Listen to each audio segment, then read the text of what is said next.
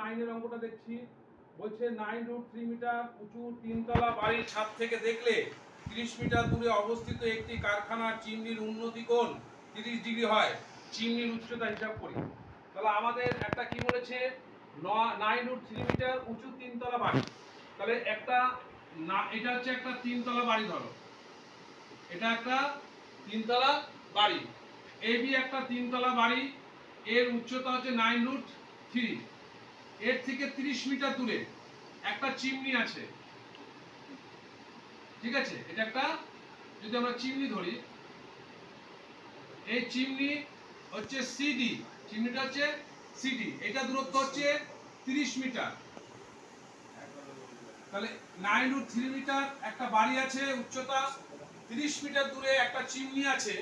এই চিমনির উন্নতি কোণ, অর্থাৎ এখান থেকে দেখছো তুমি কত ডিগ্রি কোণে? 30 ডিগ্রি কোণে, তাই তো? এটা হচ্ছে 30 ডিগ্রি কোণে দেখছো। তাহলে ছবিটা হচ্ছে মেন। দেখো ছবিটা তৈরি করে দিলাম কি করে। আমাদেরকে কি বলছে যে একটা বাড়ি আছে, বাড়ির ছাদে তুমি বসে আছো, ওখান থেকে তুমি চিমনির চূড়ার উন্নতি কোণ দেখছো। অর্থাৎ আমি যখন নিচ থেকে উপরের দিকে দেখছি, এটাকে বলা হয় উন্নতি কোণ, তাই তো? নিচ থেকে যখন উপরের দিকে দেখছি, তার মানে বুঝতে হবে যে বাড়িটার থেকে চিমনিটা হচ্ছে উঁচু, লম্বা, তাই তো? বাড়ি থেকে যদি চিমনি যদি উঁচু না হতো, তাহলে কিন্তু আমার উন্নতি কোণ হতো না, অবনতি কোণ হতো, তাই না? এই জিনিসটা আমাকে বুঝতে হবে, কোনটা উন্নতি কোণ, অবনতি কোণের ব্যাপারটা। উন্নতি কোণ যখনই হবে, তখন সেটা কি হবে, আমি নিচ থেকে উপরের দিকে দেখছি। তাহলে সেক্ষেত্রে চিমনিটা হচ্ছে লম্বা, বাড়ির উচ্চতা হচ্ছে ছোট, তাই তো? তাহলে আমি ছাদ থেকে দেখছি, তার মানে এখান থেকে আমার 30 ডিগ্রি কোণ হচ্ছে। তাহলে এখানে এটা দেখো, এ বি সি ডি, এখানে একটা পয়েন্ট হয়েছে, সেটা ই। এবার এবির সঙ্গে সি সমান, জানো তো? এবার তোমার যে ইনফরমেশনটা আছে সেটা আগে লিখে নেবে। এবার এখানে আমাকে কি বলছে, আমাকে কি বের করতে হবে, যে ডিসি সমান সমান কত, মানে চিমনির উচ্চতাটা কত, কি বের করতে হবে, চিমনির উচ্চতাটা কত। এই পরিপ্রেক্ষিতে আমরা কি জানি, যে এখানে এবি সঙ্গে কি না, এটা যখন 90 ডিগ্রিতে আছে, এটাও 90 ডিগ্রিতে আছে, তার মানে এটা একটা কি রেক্ট্যাঙ্গেল, তাই না?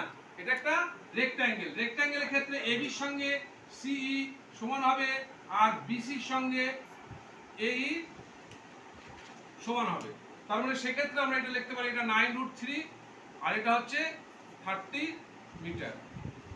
তাহলে এটা 9√3 পেয়ে গেল, আর এটা 30 মিটার পেয়ে গেল, হলো? এইবার আমার কি হচ্ছে, তাহলে এই যে একটা ট্রায়াঙ্গেল তৈরি হলো। এবারে কোন ট্রায়াঙ্গেল তৈরি হলো? তাহলে সুতরাং আমি বলতে পারি ট্রায়াঙ্গেল কি, AED, এর অ্যাঙ্গেল ই সমান সমান হচ্ছে 90 ডিগ্রি, তাই তো? রাইট অ্যাঙ্গেল আমি বলেছি 90 ডিগ্রি কোণ ছাড়া কিন্তু ট্রিগনোমেট্রি হবে না। 90 ডিগ্রি কোণ না থাকলে, ত্রিভুজের যদি 90 ডিগ্রি কোণ না হয়, তাহলে সেক্ষেত্রে ট্রিগনোমেট্রি ইউজ করা যাবে না, ট্রিগনোমেট্রি কোনো রুলস ইউজ হবে না ওখানে। এখানে এবার কি করব, এই দিকে দেখো, এই দিক কি আছে, এবার আমরা এখানে, অর্থাৎ আমরা কি বের করছি, লম্ব আর ভূমি, তাই তো? লম্ব আর ভূমি। তাহলে আমরা লম্ব ভূমি অর্থাৎ tan 30 degree is equal to লম্ব বাই ভূমি। সেক্ষেত্রে tan 30 ভ্যালু হচ্ছে 1/√3, লম্বর ভ্যালু হচ্ছে ডি, আর ভূমির ভ্যালু হচ্ছে কত, এই, তাই তো?